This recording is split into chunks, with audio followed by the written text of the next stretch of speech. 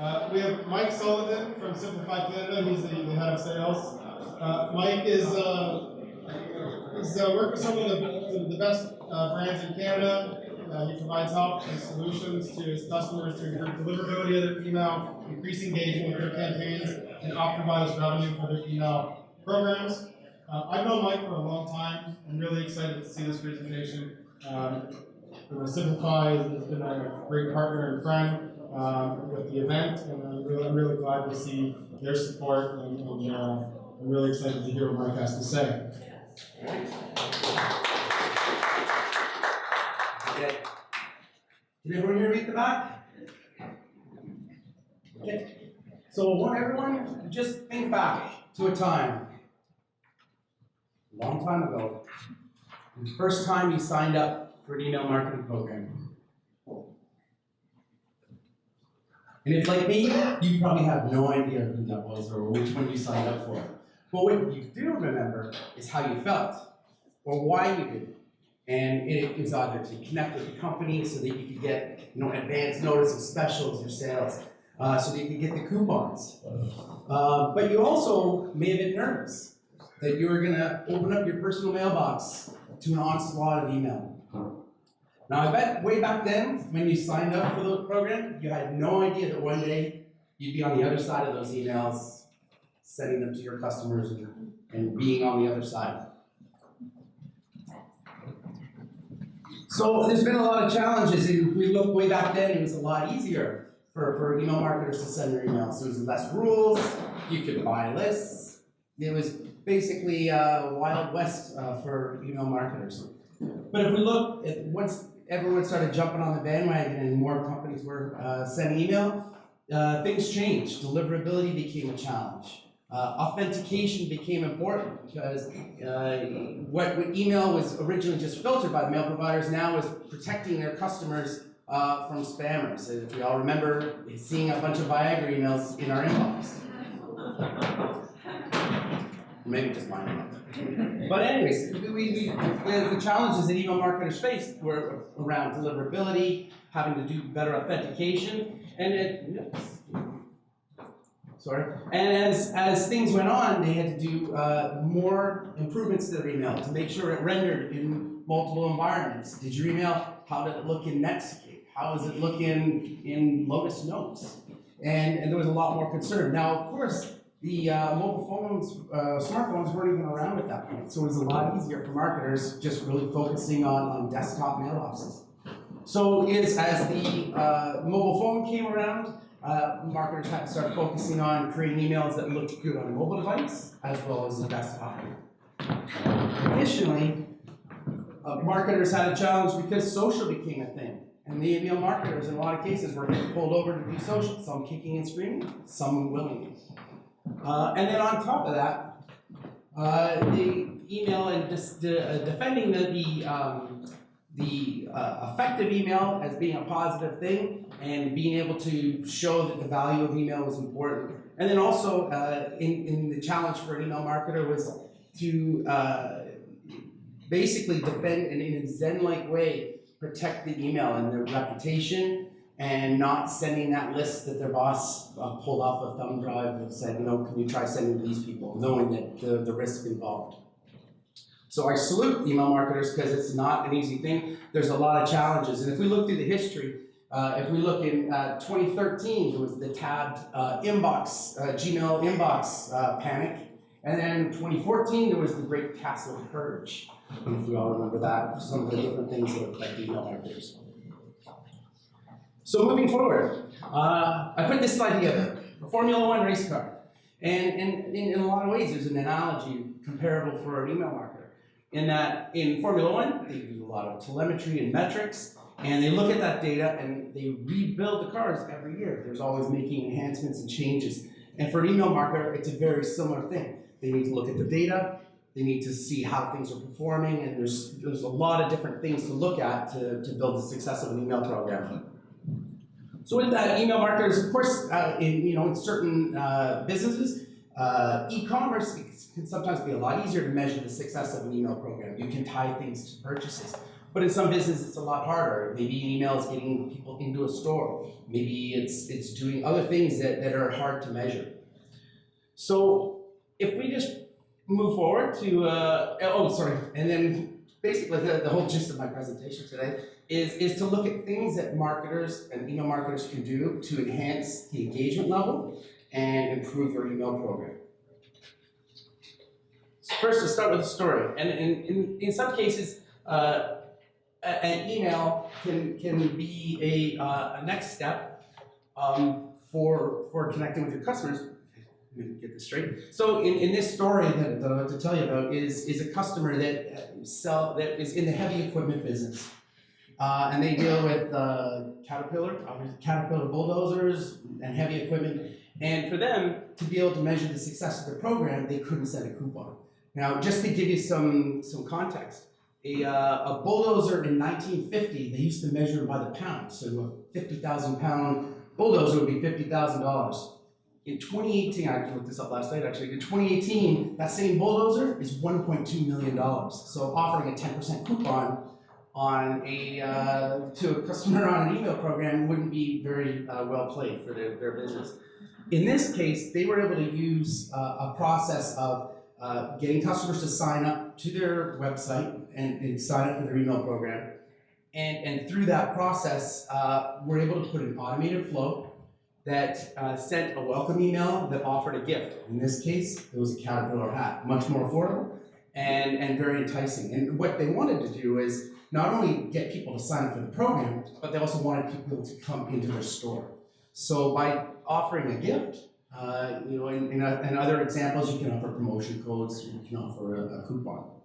In their case, they ran out of hats. They actually had to order more, but they got achieved their marketing goal by bringing people into the store all through an automated process.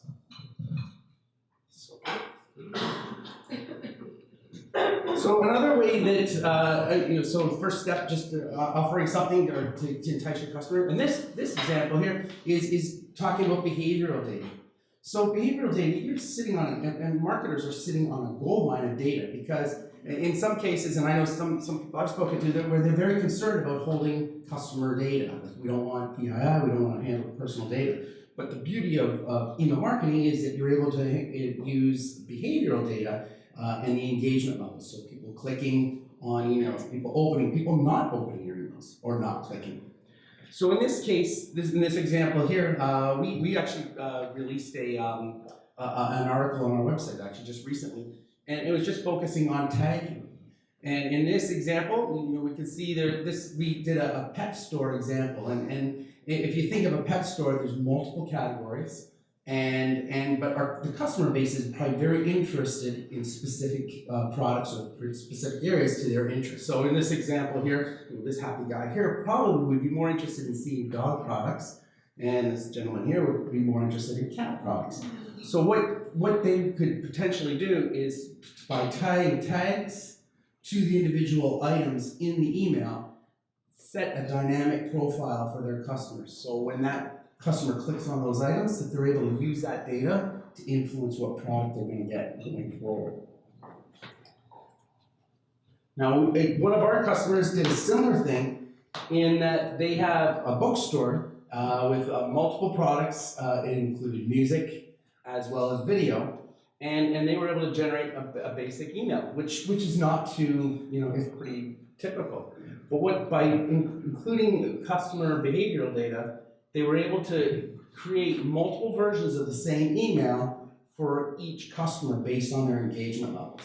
And the beauty of this whole process is this would be one deployment. So by doing that one deployment and having that segmentation data based on the customer's engagement, that they could see different versions of that email.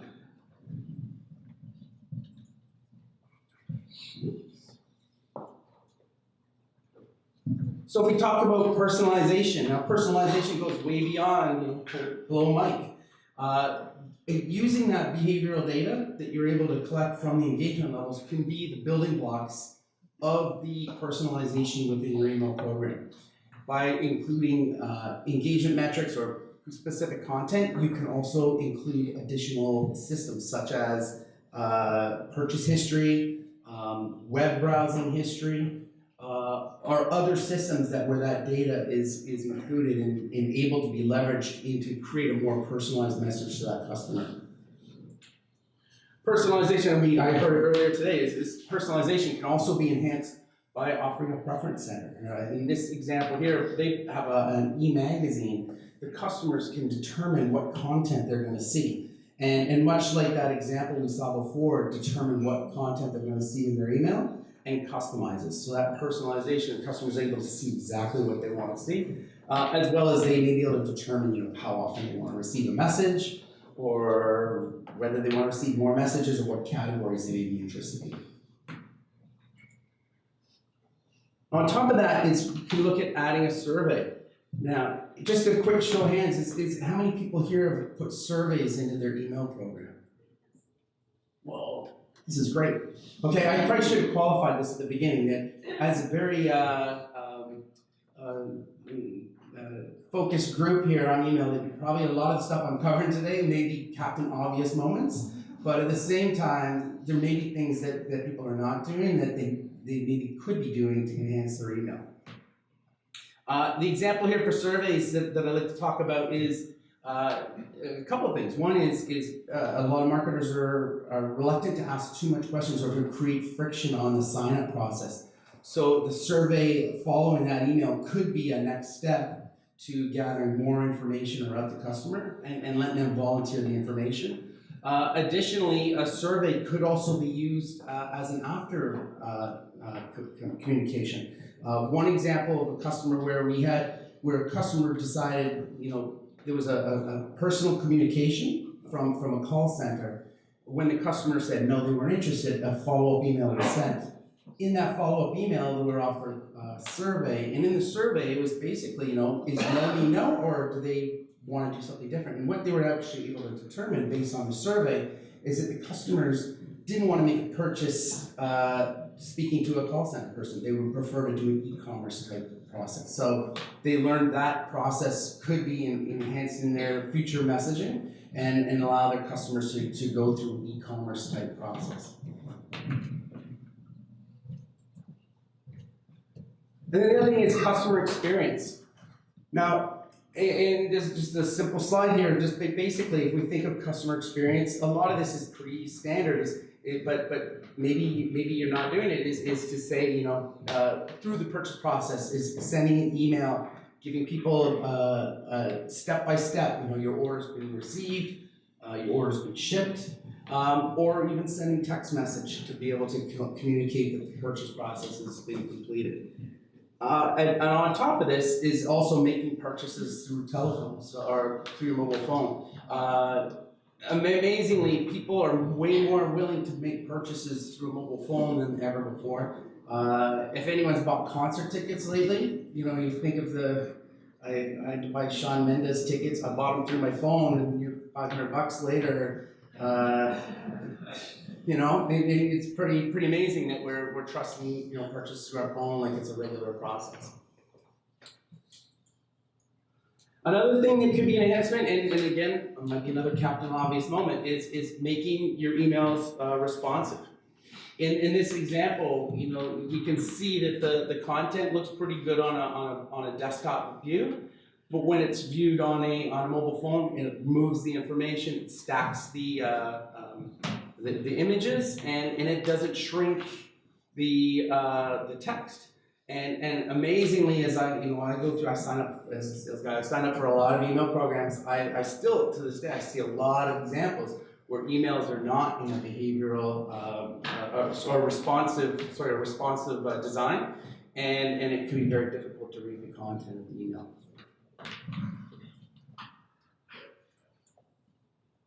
And then adding automated journeys. So this is actually going back to our friends at Archambault Books.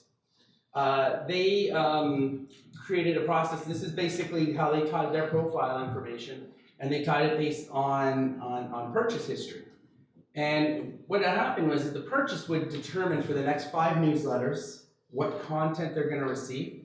If they don't engage with those emails, it resets their profile, and then they would end up receiving the full content email. So it would have all the there is categories listed on that particular email. And in this example, they did it based on opens, but they also did it on clicks. And if the customer still engages and they're clicking on those items, then the profile will stay as is, and they'll continue to receive those emails specific to them and their interest. And then also in a customer experience is, and I know we're here for email today, but maybe your customer may be more interested in or maybe more enabled to be contacted through other channels. So in this example, it's just a little journey here, but they may receive email, they could potentially receive an SMS or even a print letter. And just to give you an example, we have customers that send email, and in some instances, if the email bounces, it creates an automated SMS text message to the customer. The customer receives an SMS. On that, they actually have a link with a dynamic web page. They can click that link on the dynamic web page, correct their email address, and it's all automated. So the email marketer doesn't even have to worry about it. It's all taken care of an automated process. So,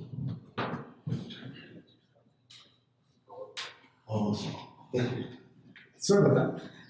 Okay, so if we look at sort of the 3 key areas for improving performance for your emails, is focusing on behavioral data.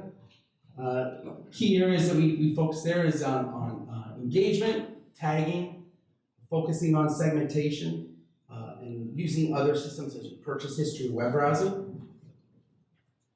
Personalization, further use of the behavioral data. So using that behavioral data to focus the personalization and reuse that content. And enhancing the preference center, so your customers can tell you, what they want to receive and indicate interest.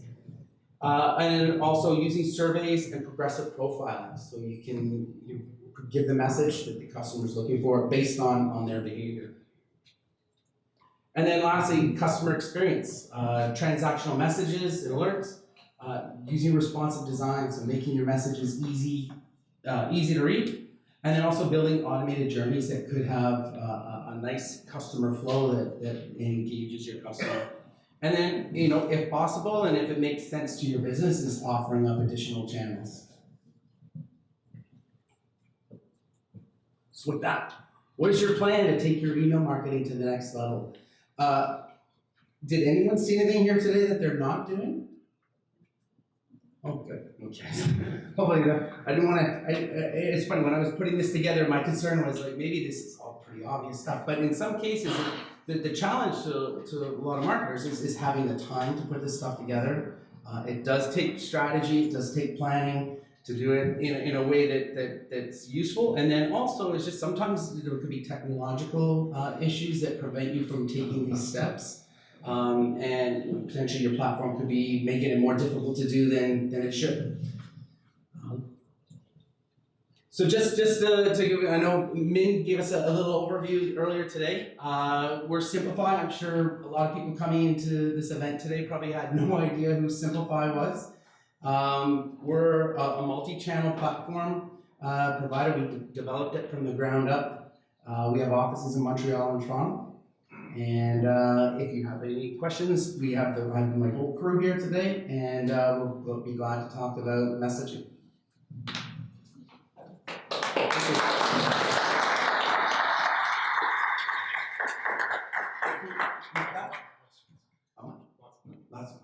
So I open the floor for questions. I got some muscle here to help me answer the questions if we run through them. Yes. Do you have any clients that integrate with their CMS to sort of tag content and pull the content from their CMS and deliver via email or via? Absolutely, and I know from our system, and speaking to our system in particular. Oh yes. The question was, can we use CMS data for tagging information?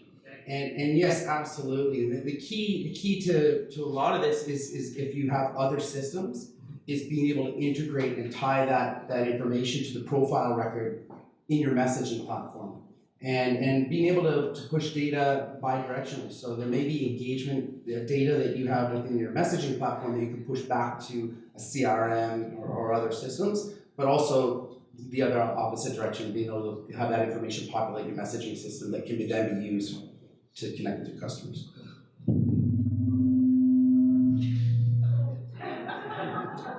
That wasn't me. Sorry about that. That wasn't me. Any other questions? Stay away from the receiver.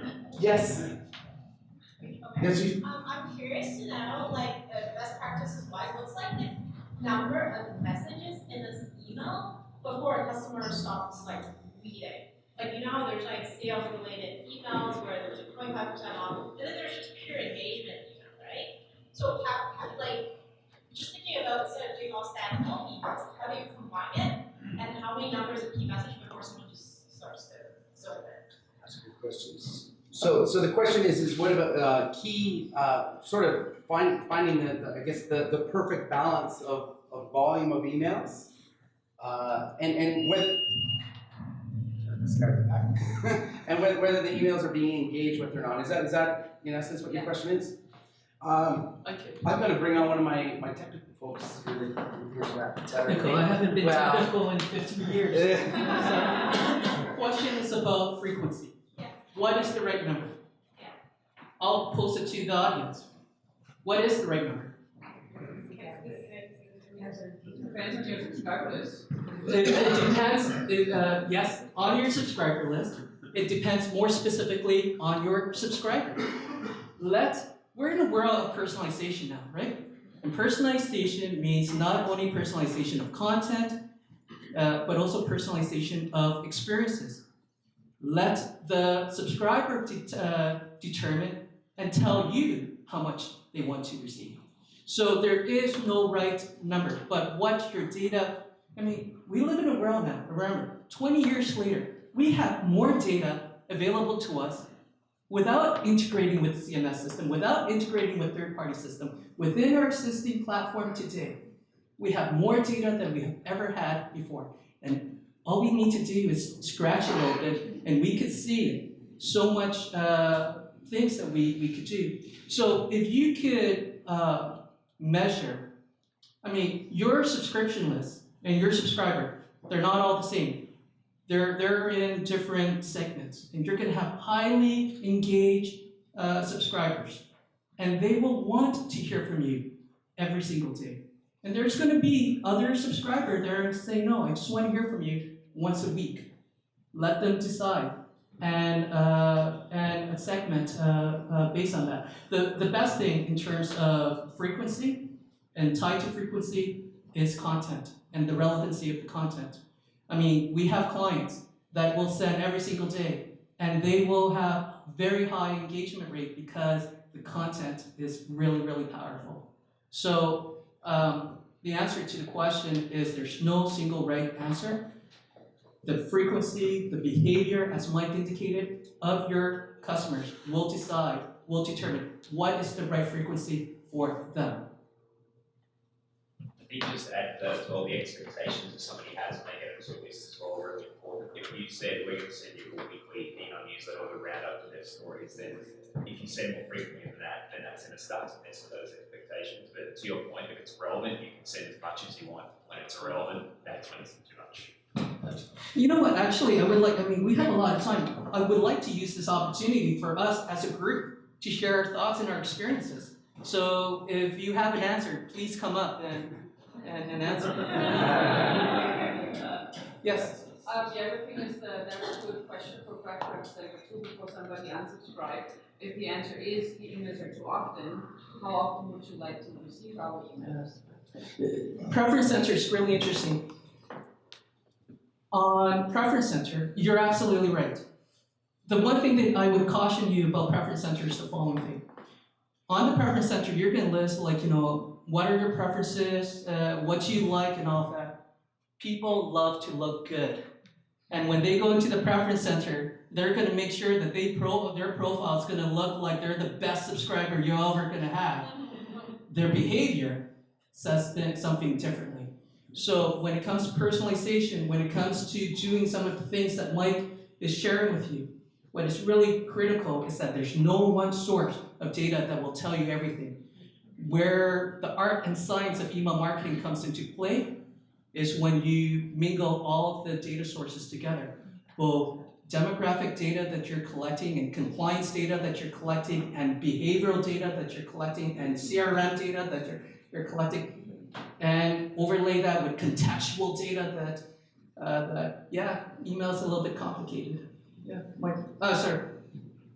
Just, I've experienced a lot of clients that are right at the beginning of their email program, and, email is maybe the only thing they have, maybe first name, last name, and then the other extreme where it's incredibly one-to-one personalized messaging on a broad scale. What are your pieces of advice for the people at the beginning of their journey to start looking at for things to collect? Because being a privacy person, data minimization is my thing. Yeah. Don't collect what you're not going to use. But where do you see, or what would you recommend people start to look at? You move even beyond batch and blast or first name personalization to move into things like complex journey with SMS notification and print notification. Where do you? The best way for me to answer that is that many organizations, many Canadian organizations, because we're so conservative as Canadians, to do anything and to try anything, right? The best thing that I can share with you is you just have to do it. Here's the thing. I just lost my train of thought, but I just mentioned just a few minutes ago that there are all these different sources of data, and sometimes you might have to integrate them. But the fact of the matter is, we're not even using the data that is available to us right now. We're not even doing that. And the question is, Mike has shared some examples, and when he said who's doing this and who's doing that, there were some people that raised their hand and there were others that didn't. But everyone in this room knows that what he shared is best practices, is you know that you need to do it. The question is, why, as email marketers, Canadian email marketers, if we know that this is what we're supposed to do, why are we not doing it already? What is stopping us from doing it? And sometimes it's just the fear of doing something wrong, right? Of making a mistake. You just have to do it. This is, the one lesson that I can share with you after 20 years of email marketing, you're going to make a lot of mistakes, but you're going to learn from it, and you're going to improve upon it. And so you have to start somewhere. So it might just start with email. You can send out your email address, but when they receive that email address and they're opening and clicking, that is more information that now you can use. And then Mike has shared, if their behavior, if they opened or if they didn't open, that is some really powerful information for you to follow up on. If they didn't open, what can you do, right? Their path, they are now in a separate bucket for you as a subscriber. The way that you should be communicating with them should be a little bit different than the way that people are opening. And this is where you can get the preference center. This is where you can get the survey to start doing progressive profiling over time, little by little, getting a bit more information. If there was one answer, it would be probably postal code. Email and postal code will tell you a lot about who your subscriber are going to be based on the postal code. You know geographically where they live. You know based on the postal code, their demographic, their household income, what car they drive, do they like pets? There's a lot of data that you can overlay based on postal code information. So if you're stuck with just two pieces of information, email address and postal code, but build upon that. I really like the big ticket, the cat example that you did at the beginning. One of the challenges in the deliverability landscape is that we're typically scaled to about 365 days of activity targeting as a best practice. So what are some examples, aside from maybe that one, where a big ticket purchase, we're trying to stay engaged for within that first year? A good example might be a computer or something in the $2,000 to $5,000 range, where it's not something they purchase every day, it's not something they purchase every other week. it's maybe a 3 or 4 year product cycle that, how does your team, or how would you go about with something like that? Who here, so the question is, big ticket item, there isn't the frequency, so you're not getting the data, right?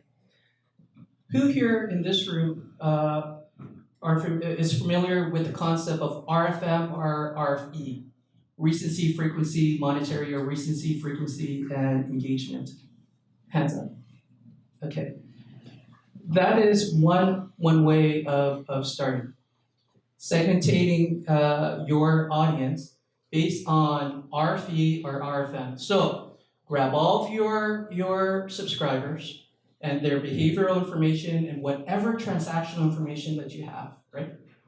And then bucket them into this RFM, RFE matrix. So when was the last time, first, are they new? Because newer email subscriber are going to behave differently from legacy or tenured email subscriber, right? Email, newly acquired email subscriber, they're probably going to be your best email subscriber. And if there's one lesson that I can share with you, again, over 20 years, it's your onboarding program is probably going to be the most important program that you'll ever have in terms of sustaining engagement and loyalty to your email program. So think through about your email program. But if you were to segment based on when was the last time you were in communication with them, when did they join, and how much have they spent? And it could be monetary, or how much, or impressions, or how much time they have engaged with your website. You put that all together, and it's easily available on, just Google RFM, RFE, or I'll send you a blog post that I recently wrote, and this is why I'm so happy, that if you segment them, you will see that your audience are going to fall into probably 8 to 12 segments. And these 8 to 12, so your newbies, what I would also like to call, there's going to be your most important segment, your champions. These are the people that have been loyal to you, have every time you send something to them, they open and they did whatever that call to action is. It's going to be a small segment, but that's a segment that's probably generating 80% of your revenue from an email perspective. That is the segment you want to monitor. You want to make sure that they don't churn, and you will do anything that you can to keep them. And so you can't treat that segment as the same one as one of the other segments because they're less valuable for you. So I think to answer your question, RFM, RFE, or in our case, we have the love model, which is loyalty is L. O is, I forgot. VE is value, O is obsession. So how loyal are they? O is how obsessed are they with your brand, and VE is how much value do they give to you? I think that's following from that as well. The other side of it is the life cycle stage. So we're in travel, so again, it's a very long purchase cycle, high ticket items. But as soon as somebody's purchased that vacation, then you don't want to sell them necessarily on the next one until they've actually traveled. So you spend a lot of time trying to work out how can you best prepare them for that trip to make sure that you're addressing any needs that they have. And then when they come back, you can start the process again of dreaming, researching, and so on. And I think if you're talking computers or something, it's similar. When you bought a new computer, you need to know how to use it. You don't just sit in the box and go, how do I turn it on? How do I set it all up correctly? So where is that personal life cycle? How can you add value? And to layer on top of that, so you have some email marketers that are like grocery, and you go in and you shop every single day, high frequency, and all of that. You have a lot of weekly transactional information to predict what they will probably buy next. But for a high ticket item, such as computers or luxury brands in particular, where they might buy, you don't go to Best Buy and you buy a TV every single day. You might, but so this is where you need, but when they do buy or researching, you will see a lot of activity on your opens and clicks in that email. Watch for that. When you see a spike, that is an indication of intent. You have to monitor that. and be there for those big ticket items. Be there when it counts, and you can only be there when it counts is if you monitor their behavior. They're not going to go to the preference center to tell you, I'm ready to buy a TV. They're only going to show you that in their behavior. I think that's it. Probably one more, is the other question? My question is around capturing the best practices around capturing the intent of the customer when we put them through different journeys. One example that I can think of is, for example, like, it's the end of season, end of year, and there's a sale communication that you've put me through. It's no longer relevant to me because I've done purchases for this year, but I want to be part of that, like, when you restart your sale in February. So how do we manage that intent? Because preference centers, like, it's like an extreme measure where I will just unsubscribe, but I don't want to do that. I want to, just unsubscribe for like a temporary period. I just don't want to be part of this journey, but put me back again. How do we manage that? So it's going to be hard to Repeat the question. Like a best practices around best practice. So the question was best practice for well, you could differentiate a little bit better.